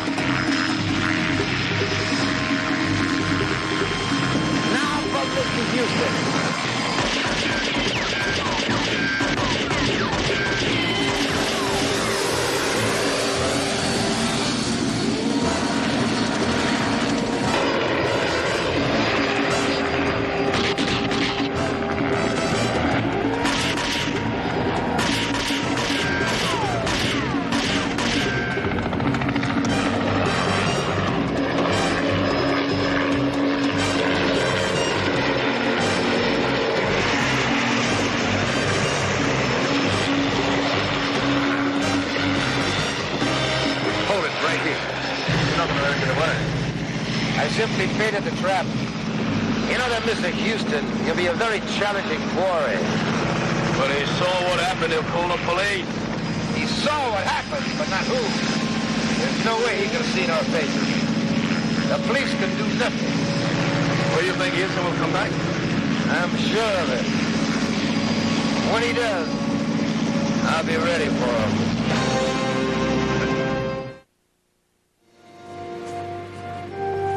I saw Mick Gifford shot down in cold blood. And I saw Gifford's body in his own apartment. The place had been cleaned out. TV, stereo, everything. Homicide said he must have surprised the thief on his way out, and the thief gave him a bullet in the back as a going-away present. Look, can't you see that he's doing the same thing again? He's just covering his tracks. Off the record, Houston, I believe you. But you got to give me proof. You admit you never seen him. It happened on the man's property. I mean, who else could it be? Wait, just before McCormick quit the safari circuit, there were allegations made that he was no longer hunting conventional game. Allegations means never proven. As you said, the man covers his tracks. Look, 3 natives never came back from one of his hunts. On another hunt, a fellow hunter disappeared. Now, that is fact and not allegation. We're not asking for nuclear warheads, Hoyt. Just a little. You scratch my back, I scratch yours. When the time comes, you'll get all the proof you need. Is it a deal? Half a deal. My back ain't itching yet. It will be.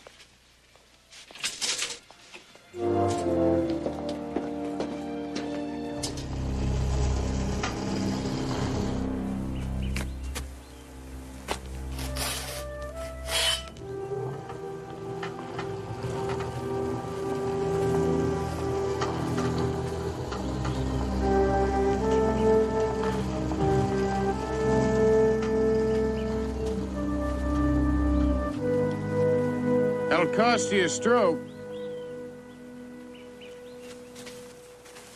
Mr. Houston, isn't it? Haven't you got anything better to do than to find rule violators of the PGA? Well, I promise not to tell. See, I'm looking for a killer, one with an extreme dislike for athletes. Ah, you're referring to that tennis star.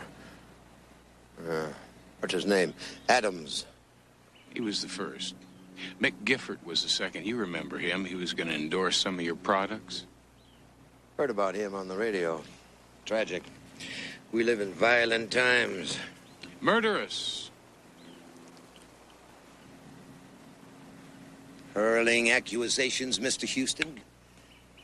Is that why the tennis star's wife hired you? To put the blame on someone else other than her? The police have released her.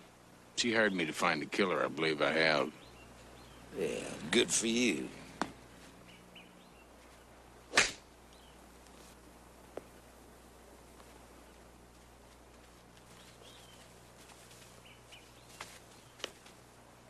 Hell of a recovery. A 2-putt from there and you win. I took a penalty in the rough. Afraid I'll have to hold this out to win. I'm going to prove that you killed Bill Adams and Mick Gifford. When I do, I'm going to hunt you down the same way you hunted them down.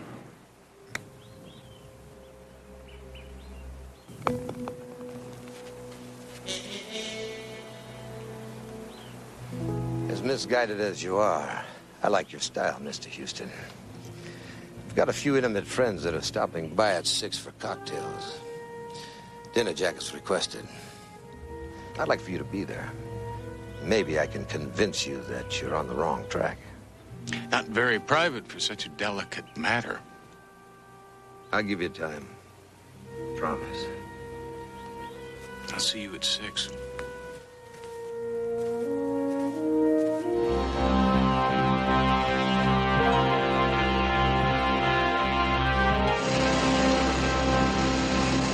The rain in Spain falls mainly on the plain. How do you guys read me now? Loud and clear. But I'm going to hate myself in the morning for this. No, in the morning you are going to present to your superiors a tape upon which Alistair McCormick will have confessed to the murders of Bill Adams and Mick Gifford. He'll be their star detective. Not if McCormick becomes a triple murderer while I'm sitting here in my car. Oh, you worry too much. You'd worry if I didn't. Watch your P's and Q's, Matlock. Make sure the host doesn't try to serve you for hors d'oeuvres. So, what happened to all your intimate friends? Well, it appears that I have my signals crossed. They won't be here until tomorrow. At least it gives us time to discuss that delicate subject which you insist on pursuing. Namely, accusing me of murder. Shall we begin with a parry or a thrust? It's not a game. Life is a game, Mr. Houston. A game with very few winners like you and like me. I don't believe we're in the same league. No, perhaps not. I have a greater passion for power. The ability to be able to give and to take.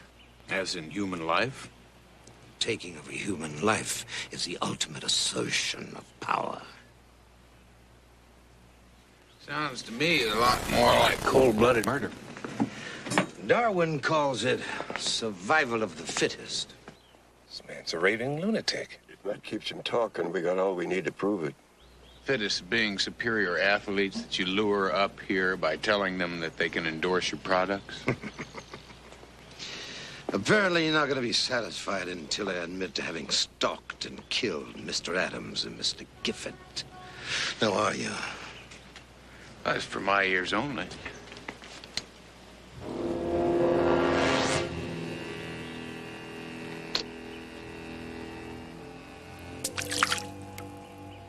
It is now. It's dead. It's gone dead. Let's get up there. You already know the answer to your question, but you can't prove it. Yes. I killed Mr. Adams and Mr. Gifford and a few others that you need not know about. And now that I've told you, what makes you so certain that I won't kill you? Even though you took that bug off of me, my Uncle Roy and a police officer have been listening to everything that you've said. They should be here any minute. You're right about that.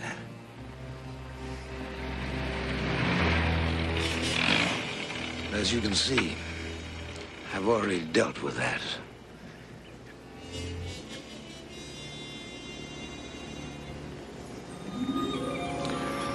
The first rule of the game, Mr. Houston, is to know your opponent. The second rule, never to eat what your host doesn't. It's a specialty of the house. Guaranteed to give you a full night's sleep, which you'll need. The first thing in the morning, you and I are going to get to play my favorite game. Pleasant dreams, Mr. Houston.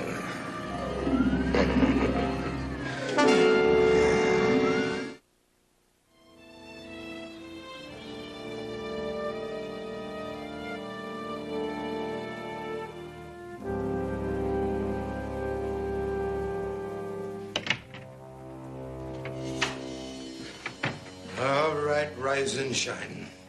I suggest you put these clothes on. I imagine the ones you're wearing are going to be a little encumbering.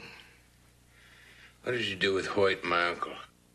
Oh, he is taking good care of them. Why don't you just let them go and you can do what you want to with me? I can do what I want with you right now.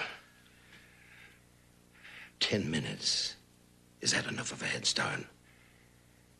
What's that supposed to mean? Well, you came here looking for a killer. I found one. Unless you escape from here, you'll never get a chance to prove it to anyone. Just to show you the kind of a sport I am, I'll even give you this. If you can get off this property alive, I'll confess to all the killings. I'll even let your uncle and the lieutenant go free. What if I don't make it?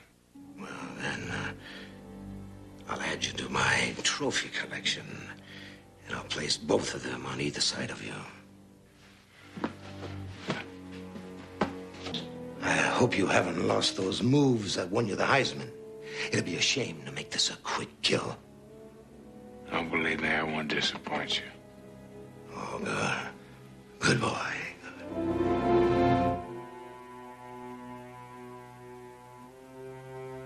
My head feels like it's in a vice. It's a kind of a knockout gas, Michael. We used it on some Peruvian anarchists back in the 60s. Has the same effect.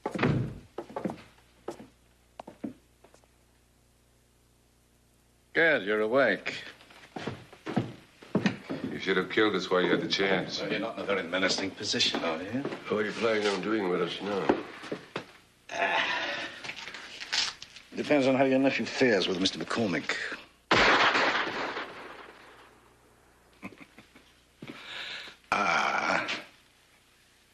It seems the hunt has just begun.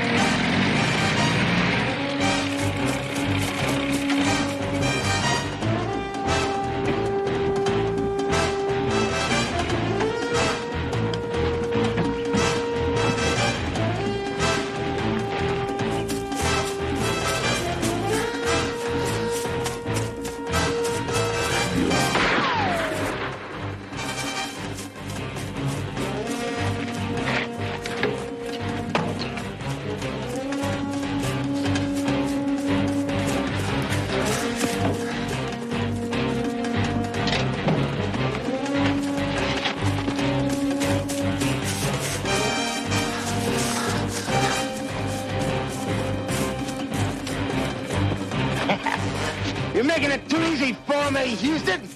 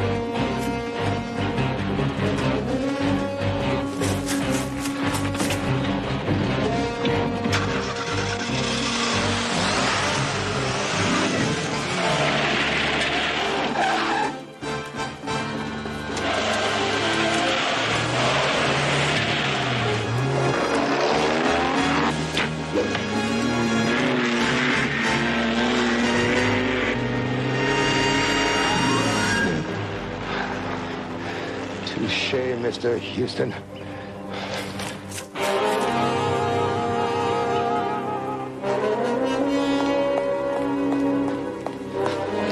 Houston, get away.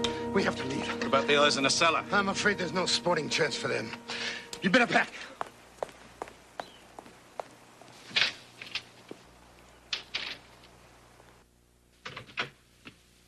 My nephew? He was better than I thought. He eluded me. No point in killing us. He'll be back with the police. I have no intention of killing you.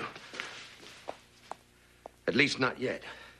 You two will be my insurance to get out of the country. Too late.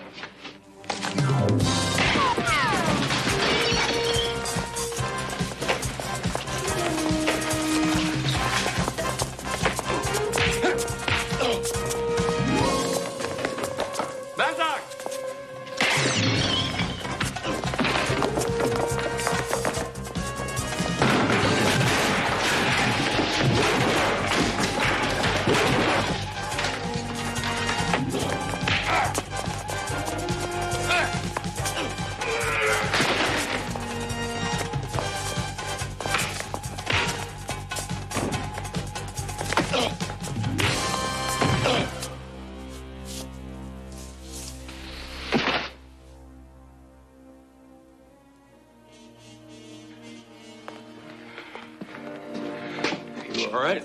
Sure. How about you? Well, I think I'll make it. Thanks, Houston.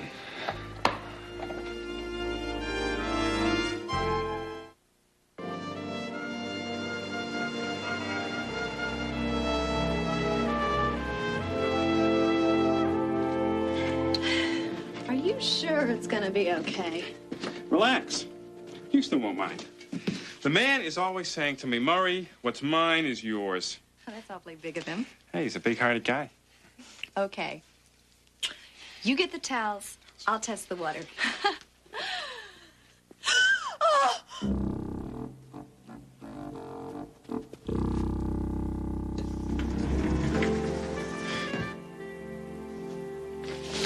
You know, Murray, I thought we had an arrangement. I mean, I was supposed to help you with your friend, and you were supposed to help me with all the IRS paperwork.